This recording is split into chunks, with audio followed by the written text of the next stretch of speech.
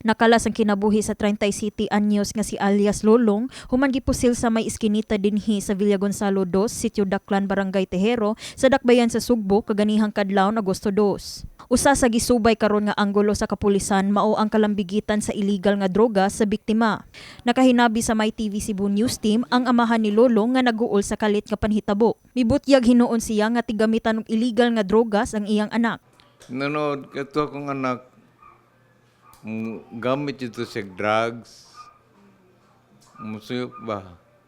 Nya ato tingay ito dito sa nga andiya looban, wa kibaw, asa sa padong kanini, gawas mo sa hapit na alas 2, kadlawon. Mikonpirma sabang hepe sa Waterfront Police Station 11 Police Major John Limberiango nga dunay history sa kalambigitan sa illegal drugs ug nabilanggo na kiniadto ang biktima. Duna na giila ang kapulisan karon nga person of interest apan gikinahanglan paghihapon nga palawman ang ilang investigasyon pinaagi sa pagsusi sa mga footage sa CCTV camera duol sa crime scene. Gisaysay sab ni Yango ang ilang pagresponde sa alarma. Una silang nakadawat og tawag gikan sa barangay alas 2 sa kadlawon, ilang nasayran nga dunay nakaaway si Lolong sa may tindahan sa iskinita kung asa nahitabo ang krimen. Nami person of interest. Amo pang gi-check karon na regarding sa iyang background, sa iyang tinod nga ngalan o iyang whereabouts.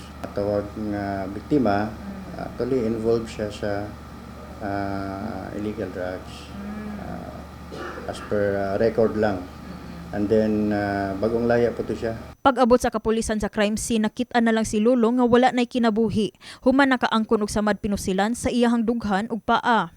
Mingon si Yango nga balig upat ka empty shell ang ilang na-recover sa crime scene, samtang 20 ka metros gikan sa area nakit-an sab ang usa ka empty shell nga gikan sa kalibre 45. Before pa nahitabo ang pagpamusil sa mga biktima, na siya kalalis.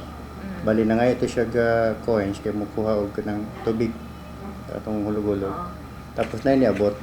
So na sila heated arguments, nagkalalis-lalis, human kung siyang bagay ko no.